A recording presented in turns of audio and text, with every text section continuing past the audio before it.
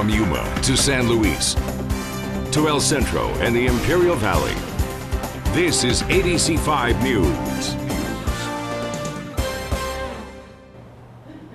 Tonight on your local news, a gruesome murder in California. Police have arrested the man they say murdered a popular priest. The man's body found New Year's morning inside his church. Good evening. Thanks so much for joining me. I'm Anna Hayes. We'll have more on that story coming right up. But first this, Yuma's new city council will hold its first meeting of 2014 next Wednesday. And that's also the day Mayor-elect Douglas Nichols will take his seat as the city's leader. Your local news reporter Patrick Hayes joins me now with the latest. Hey, Patrick. Anna, the Yuma City Council usually holds their regular meetings on the first and third Wednesday of every month, but because of the holidays, Wednesday meeting was pushed back to next week. Douglas Nichols will be inaugurated as Yuma's new mayor on Saturday. Incoming council members William Kraft, Gary Knight, and Gary Wright will also be sworn in. Nichols told me earlier today he's anxious to get started. But everyone's real positive. Again, we're through the new year, and the new year always brings hope, and so we're looking to capitalize on that hope, and I think everyone's pretty much that same mindset. As I mentioned, the holiday did force the city to reschedule the city council meetings. The next work session will be on Tuesday at 5 o'clock, and the regular meeting will be on Wednesday at 5:30. The new mayor and new council members will join current members Edward Thomas, Cody Beeson, and Leslie McClendon. The agenda for the new council's first meeting hasn't been released, but will likely be available on yumaaz.gov a couple days beforehand. Anna, back to you. Thank you, Patrick. An Imperial County Sheriff deputy lost control of his patrol unit and rolled it over on Monday night. California Highway Patrol officers are investigating the accident and say Deputy Mark Anthony Cano was responding to a call when the accident happened. The incident happened on Huff Road, just north of Wheeler Road, near the Superstition Sand Dunes. Cano suffered moderate injuries to both his hands and face. He was taken to El Centro Regional Medical Center where he was treated for his injuries. CHP officers say this accident is still under investigation. And safety was the #1 concern for law enforcement in Imperial Valley this New Year's. Your local news reporter Karen Bright joins me now. Karen, did 2014 get off to a safe start?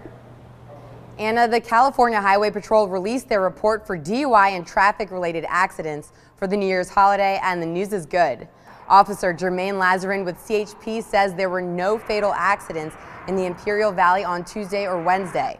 Also, compared to last year, DUI arrests went down 33% from 3 in 2012 to 2 this year. There was one traffic incident that resulted in property damage this year compared to none in 2012. And as we've reported earlier this week, CHP had extra eyes on the road this holiday to prevent impaired drivers from causing harm. Looks like their hard efforts paid off. Anna? Thanks, Karen. And here's some good news coming out of the holiday celebrations. A California Highway Patrol officer saved the life of a 1-year-old boy who was choking in El Centro on New Year's Eve. Officer Sal Acevedo was near the end of his shift at the CHP office on Highway 86 when he was told by a dispatcher there was a woman shouting outside the building. Officers say the woman was hysterical and crying for help. The baby was not breathing and was unconscious when Acevedo came out to see what was going on. Officers say Acevedo performed first aid and was able to get the baby breathing again. CHP officers say the mother believes that her son was choking on vomit. And an alleged dangerous gang member is behind bars tonight thanks to Border Patrol. U.S. Customs and Border Protection tells your local news a member of the MS-13 criminal gang out of El Salvador tried to sneak into the U.S. from Mexico Tuesday night. 31-year-old Jose Perez Santos, a Salvador national, was arrested near the downtown Calexico port of entry. Officials say Perez Santos was making his way to Sacramento, California. The suspect is in Border Patrol custody now and facing charges for re-entering the U.S. after being removed in 2010. Let's take a live look outside now with our ABC5 tower camera. Get a check of those current conditions. 59 degrees in Yuma, 54 in El Centro. It was such a gorgeous day out today. Let's check in now with forecaster Nicole Gomez, who has a sneak peek at our local weather. Well, it was a very beautiful day today with above normal temperatures. 74 the high today in Imperial, 75 El Centro. We were also in the 70s today in Yuma, 73 Mexicali. Looks like the cool spot was Blythe today, topping out at 70 degrees. We will continue to see above normal temperatures. Expect plenty of sunshine. We'll take a peek at your weekend forecast. That's all coming up in your local weather. Back to you. Nicole, thanks. And a powerful storm with blizzard-like force in some areas is socking in roughly half the country tonight. Some states have already declared emergencies, with the worst of the heavy snowfall yet to come in the overnight hours. From the Windy City to the Big Apple to Beantown, the new year is barging in with a cold shoulder. ABC's Tamon Bradley reports from New York. A massive winter storm unleashed its fury. Snow roared in, winds howled, and temperatures plunged. 100 million Americans were caught in the bullseye. Some places in the continental U.S. were colder than the North Pole. Just a couple of fire logs to make sure that the fire gets started right, and a little macaroni and cheese. In New York, a traffic ban on 3 major interstates near New York City as crews tried to stay ahead of the ice. It's going to get real cold tomorrow, and if you don't get salt under the snow, you can end up with an ice skating rink. Boston looks like a winter wonderland. As much as 14 inches of snow is possible. Before bearing down on the Northeast, the storm crushed the Midwest. In Evanston, Illinois, blaring sirens alerted residents to a snow emergency. We ask that residents check on the well-being of residents, friends, and neighbors. Chicago got buried. While some residents skied, the city's full fleet of snowplows and salt spreaders went to work. For millions trying to get home after the holidays, it's been a nightmare. Icy roads made driving conditions treacherous. Airports weren't much better. More than 2,300 flights were canceled across the U.S. on Thursday. Just as forecast, the snow and frigid air arrived earlier this evening in New York. Some parts could get 10 or more inches of snow. There's a state of emergency tonight in New Jersey and in New York. Tamon Bradley, ABC News, New York. A new tax in cities along the U.S.-Mexico border could mean more business for Arizona and California, but at what cost? With the start of 2014, Mexico has officially raised its sales tax by 5% in cities along the border. This after the Mexican government voted to end a tax break for border cities. That means more shoppers could come to southern Arizona and California to buy clothes, electronics, even food. Local businesses hope the tax hike will encourage shoppers to come across the border and spend money in the United States. Andreas Vargas comes to southern Arizona to shop. He says despite the increased sales tax in Mexico, it won't affect his shopping habits. Yeah, but in reality for us, it doesn't make any difference, right? We definitely, probably continue and coming over here and just get purchase, for the family and clothes and stuff like that. A study from the University of Arizona says shoppers from Mexico already have a big impact on the local economy. According to the study, shoppers from Mexico make up for nearly 50% of businesses in some parts of southern Arizona. And a landmark decision by the California Supreme Court came down today, and one man is in the middle of it. Sergio Garcia, an illegal immigrant, was granted his license to practice law. It's a decision that has come comparing Garcia to the likes of Rosa Parks. Jerry Olin spoke with the soon-to-be attorney at his Chico office. As of 12:30 on Thursday, Sergio Garcia had conducted 60 media interviews. Incorporated into. Make that 61. And it's the media. Already part of, let me tell you. Yeah, you're right. Garcia, who has passed the state bar, is in the nation's spotlight because of Thursday's unanimous ruling by the California Supreme Court that allows him, an illegal immigrant, to practice law in California. But the decision could be more far-reaching. But as you know, what California does, a lot of people follow. And I know Florida is facing the same issue. New York's facing the same issue. And I really think they were both waiting on us to act. This is the actual California Supreme Court decision. Garcia hasn't had a chance to even read the court's 37-page opinion, which followed the legislature's and governor's new law that authorized the granting of the license effective January 1st. Authored by the Chief Justice herself, so I'm very happy about that. We couldn't be any happier. It's just a great day. Garcia says he's been trying for 19 years to become a U.S. citizen, but that the system to become one is broken. Citizenship, Garcia says, is still his hope. I love this country. This country has given me a lot, even though it has given me a lot of heartache as well. Sergio Garcia will be sworn in as a California attorney sometime next month in Sacramento. You might think he'd like to become an immigration attorney, but no, he says he wants to focus on civil litigation, personal injury, and help others fight through the court system like he himself did. Here's a look at what's straight ahead on your local news. The latest on the gruesome murder of a popular church leader in California. And lines still so long in Colorado. Everyone wants to get their hands on the now legal recreational marijuana. We'll be right back.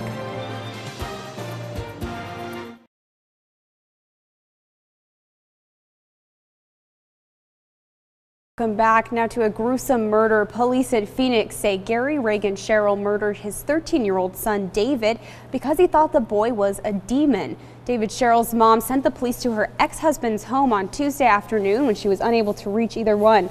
Officers had to work their way into Sherrill's home. That's where they found David's body. Police say David had been stabbed and cut several times, most likely with an axe. Officers say Sherrill reported that he was scared of his son and believed his son was a demon and was going to eat him. Sherrill is being charged with 1 count of first-degree murder. In another horrific story tonight, police have arrested the man they say murdered a popular California priest. The man's body was found New Year's morning inside his church's rectory. ABC's Brandy Hitt has the very latest. Father Eric Freed, seen here during his installation, was a beloved priest in Eureka, California. But just after midnight on New Year's morning, police say he encountered this man, Gary Bullock, inside the rectory of St. Bernard Parish and was murdered. He was a real caring person, was willing to help anybody at all times.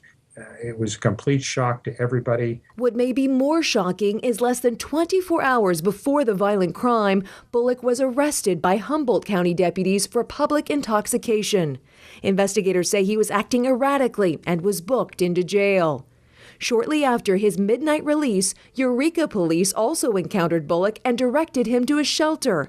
That's when witnesses spotted him near the church. We are expending every resource possible to make sure that this investigation is as thorough as possible. Bullock was arrested Thursday afternoon at his parents' house after they notified police. Father Freed's stolen gray vehicle was also located nearby. The mayor says Freed was ordained a priest in Japan, taught religious studies at Humboldt State University, and was very involved in the community, often traveling to minister Japanese families. This is an absolutely tremendous loss, not only for the St. Bernard's Parish, but for our community in general.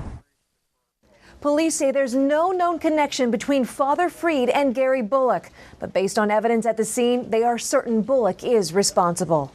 Brandy Hitt, ABC News, Los Angeles. Now to Colorado, where business is booming at recreational pot shops. Adults in Colorado can legally buy recreational marijuana as of the 1st of 2014. Hundreds of people waited in long lines for hours to take advantage of the new law. Residents can buy 1 ounce of cannabis, which can cost $200 or more.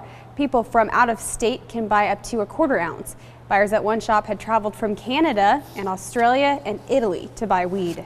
Obamacare now in effect, and the Americans taking advantage of their new coverage. Doctor appointments and checkups they've had to put off. The White House says more than 2 million people are signed up to be insured. ABC's chief White House correspondent John Carl has the story. For Maggie Fernandez of Miami, this is a big day. I'm looking at 2014 to be the year of my health. For her, the dawn of Obamacare means better health coverage, money saved, and a chance to make her first doctor's appointment in nearly a year. And I would like to schedule an appointment with Dr. Maricini. Because she suffers from hypertension, Fernandez could not get affordable health coverage last year. But as of January 1st, insurance companies can no longer charge more for pre-existing conditions, and she was able to find a plan she could afford, slashing her prescription drug bill. While I was uninsured, I was paying $200 a month. But now with Obamacare, I'll be paying $20 a month. But it's not all smooth sailing. While 2.1 million Americans have signed up so far, it's too soon to tell if Obamacare is working. Total signups are more than 1 million short of the target for January 1st. Officials also can't say how many who have picked a plan have actually paid for it and are truly enrolled. There are early signs not enough healthy and young people are signing up in order to keep costs low. And many who are signing up may find their current doctors are no longer included in their new plans. And the administration is still battling legal challenges to the law. So while the White House is celebrating the formal launch of Obamacare and some people are beginning to benefit, the law still has a long list of challenges to overcome. Jonathan Carl, ABC News, with the president in Hawaii. Looks nice where Jonathan Carl is. Well, coming up just after the break, the latest on the ship rescue in Antarctica and how weather impacted the rescue. Stay with us.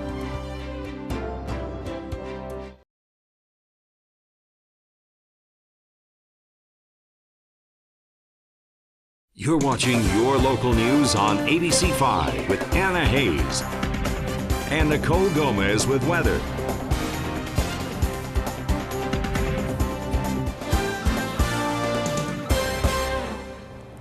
All 52 scientists and tourists have been airlifted off a ship that's been stuck in the ice in the Antarctic since Christmas Eve. Impenetrable Antarctic sea ice combined with driving rain and thick fog had blocked multiple attempts by 3 icebreakers from reaching the stranded Russian ship with its 74 scientists, tourists, and crew. But this morning, the clear blue skies the rescue team had been waiting for finally arrived. Expedition leader Professor Chris Turney, who had been tweeting and sending out videos during the 10-day ordeal, confirmed the rescue. The helicopters to take us home. Thanks, everyone. The icebreaker Aurora Australis will take the passengers to the Australian island state of Tasmania, a journey expected to last 2 weeks. Let's check back in now with Nicole Gomez for a complete look at our local weather forecast. Hi again, Nicole. Well, plenty of sunshine is what we had in the forecast for today. Let's take a look at our future track model and check on the conditions for the rest of the week into the weekend. Notice on our Friday, we're still tracking mostly clear conditions during the morning around 7 o'clock. So if you have plans on being outdoors early in the morning, if you're out for a morning jog or even walking your pets, we'll continue to see that nice weather. Into our lunch hour, we're still seeing mostly sunny conditions. Most of the clouds are well to our north and also out to our west in portions of California. But as you can see, we're seeing mostly clear conditions. Your weekend looks great as well, but we will start to see those clouds roll in. Expect partly cloudy skies for your Saturday and Sunday with above normal temperatures in the 70s, and those overnight temperatures will remain chilly in the 40s for the weekend and tonight. 45 for Brawley, 43 Imperial and Blythe, 42 is the expected low for Quartzsite, 44 San Luis, and Welton will drop down to the 40s as well. It'll be a mild day tomorrow, 74 for Brawley, 76 for Brawley, excuse me, and Calexico, 75 for Mexicali. We're also sitting in the mid-70s for Imperial, low 70s for Quartzsite and Blythe, mid-70s for San Luis. So expect mostly sunny skies for tomorrow. Overnight temperatures in Yuma, 49 degrees with mostly clear skies, mostly sunny for tomorrow with a high of 75 and winds around 5 to 15 miles per hour. Overnight in El Centro, 43 degrees is what you can expect with a high tomorrow of 76 and mostly sunny skies. Again, it will continue to stay mostly sunny for your Friday. Expect those winds to pick up as we approach the weekend. And again, those clouds will start to roll in as well and stick around for the start of the work week. But notice we'll continue to see those above normal temperatures with a beautiful weekend in store with temperatures in the 70s for Sunday, Monday, Tuesday, a high of 73. We're also in the 70s for Wednesday and Thursday. It'll be a beautiful 7 days. Back to you. Nicole, thanks. And here's a look at what's ahead on your local news. Are you still looking for a New Year's resolution? You might want to consider changing your social media habits. Anna Chalk has the story after the break, but first, here's what you'll see tonight on Jimmy Kimmel. Thanks. Here's just a sample of what we have in store for tonight. Are you a cheap guy? Cheap as. 2003.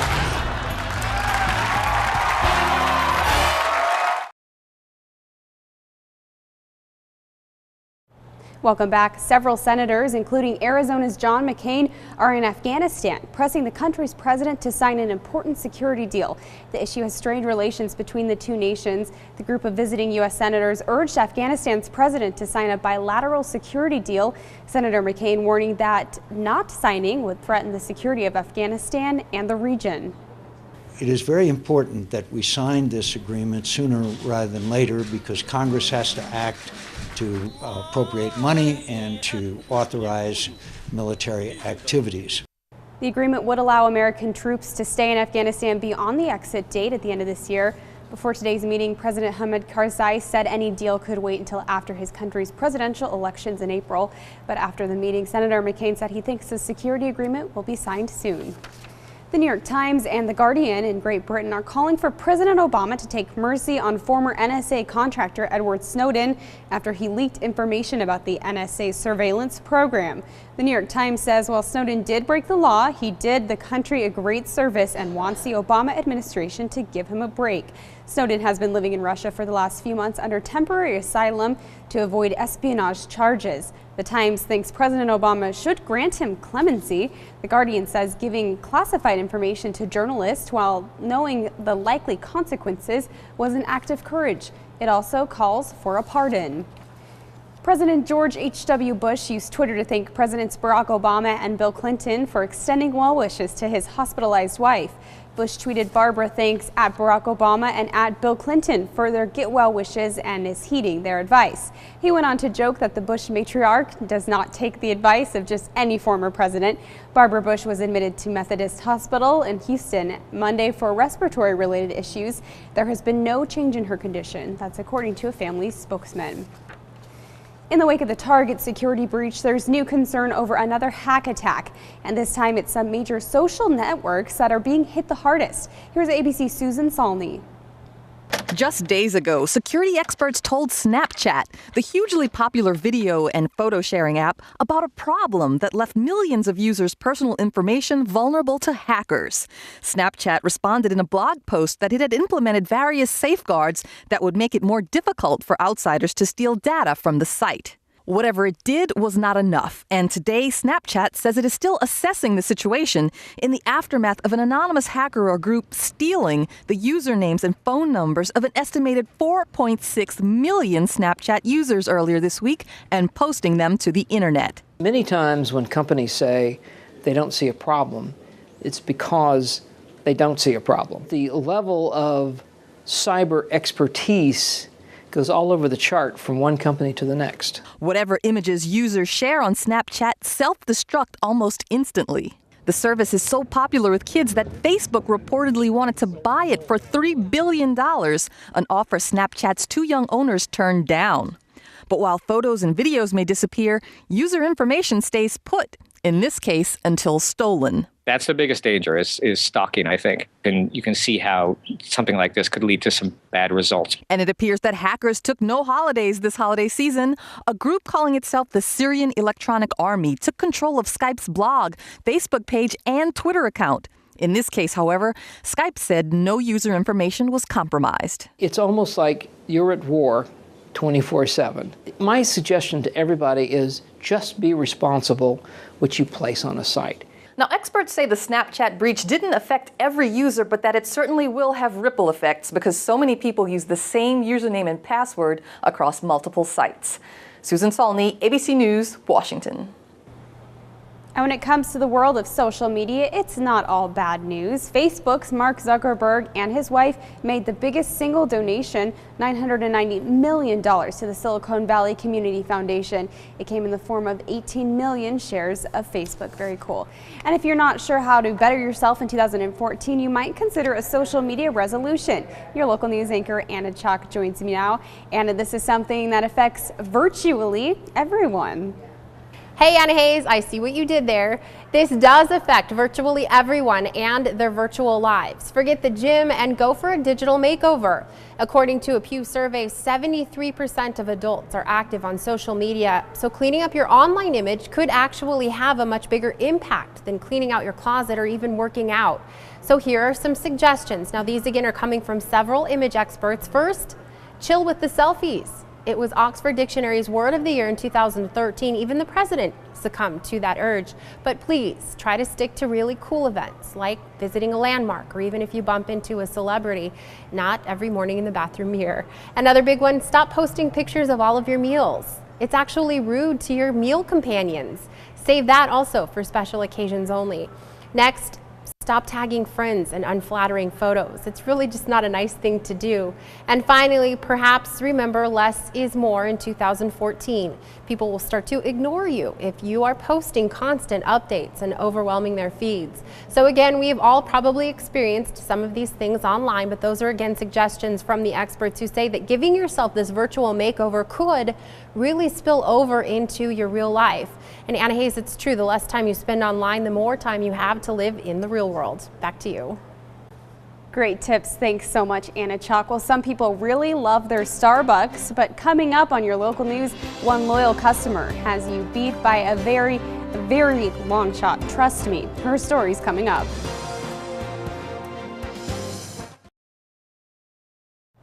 Thanks so much for coming back with us. Starbucks for breakfast, lunch, and dinner. A Seattle woman did just that in 2013, even on Thanksgiving and on her birthday. She challenged herself to eat and drink only items that could be purchased from Starbucks or its partner stores for an entire year. She blogged and photographed her meals along the way. She even lost some weight. Her name is Beautiful Existence. That's right, that's her legal name, Beautiful Existence. And she said in a recent interview there was plenty of variety most of the time.